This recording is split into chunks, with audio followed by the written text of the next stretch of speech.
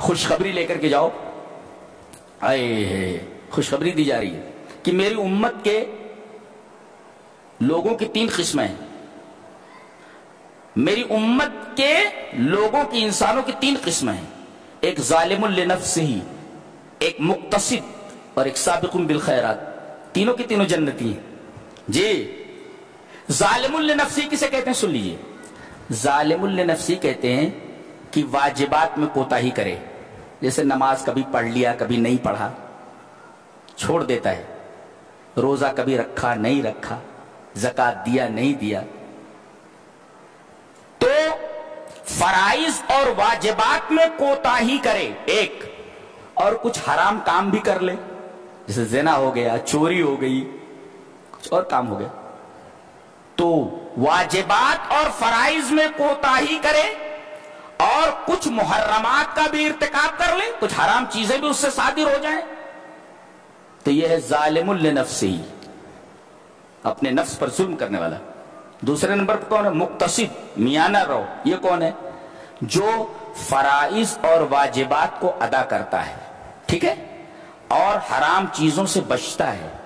لیکن کبھی کبھی ایسا ہوتا ہے کہ واجبات کی ادائیگی کے ساتھ نوافل نہیں ادا کرتا. مثلا روزے تو رکھتا ہے مگر 11 مہینے کسی دن روزہ نہیں رکھتا، یعنی نفلی روزے نہیں رکھتا. زکوٰۃ دیتا ہے مگر صدقات نہیں کرتا. نماز پڑھتا ہے مگر کبھی کبھی علی وجہ الاکمل اس کو نہیں پڑھتا. علی وجہ الاکمل کا مطلب کیا ہوا سمجھے؟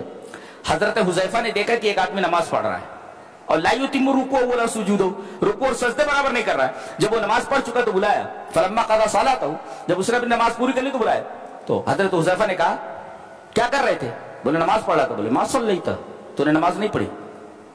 دیکھو نماز پڑھ رہا ہے وہ، مگر حضرت حذیفہ کرے تو نے نماز نہیں پڑھی. اس کا مطلب ہے کہ نماز تو پڑھ رہا ہے مگر علی الوجہ الاکمل نہیں پڑھ رہا ہے. تو ظالم لنفسہ کا مطلب کیا ہوا؟ ظالم نفسی کا مطلب ہوا کہ فرائض اور واجبات میں کوتاہی کرے. کبھی نماز چھوڑ دے، کبھی روزہ چھوڑ دے، کبھی کچھ، کبھی کبھی حرام چیزوں کا ارتکاب کر لے. یہ ظالم لنفسی. اور دوسرے نمبر پہ مقتصد، میانہ رو، واجبات اور فرائض کی ادائیگی کرتا ہے مگر کبھی کبھی علی وجہ الاکمل نہیں کرتا، حرام چیزوں سے بچتا ہے، ہاں نوافل وغیرہ نہیں کر پاتا. یہ مقتصد ہے.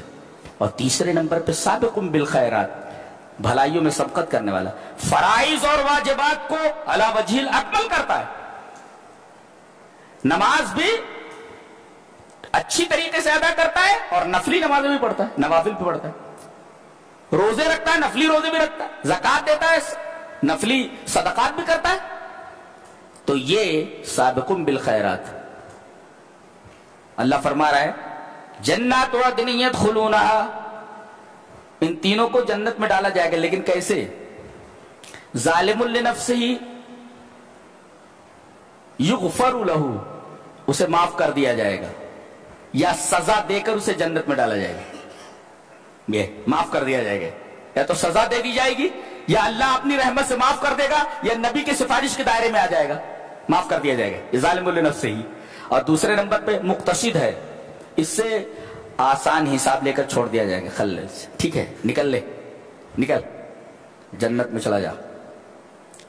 فرائض کی ادائیگی کر لی ہے نا، ٹھیک ہے، کمیاں تھیں، آسان حساب ہے. یحاسب حسابا یسیرا، یہ دوسرا جو ہے مقتصد. اور تیسرے سے کہا جائے گا کون؟ سابق بالخیرات، یدخلون بغیر حساب، جنت میں بلا حساب داخلہ. یہ 3 قسمیں ہیں، تینوں جنت میں جانے والے ہیں. لہذا یہ آخری قسم اگر نہ بن سکے تو کم سے کم بیچ والے تو بنے مقتصد، کہ ہلکا سا سوال کیا جائے، حساب لیا جائے اور آپ کو چھوڑ دیا جائے. وہ پہلے والے ذرا خطرے میں ہیں، کبھی کٹائی ہونے کے بعد اندر جاؤ، کوٹے کتنے جائیں گے یہ پتہ نہیں نا. یہ تو مسئلہ ہے. جنت میں جانا مگر کٹائی کے بعد جانا ہے.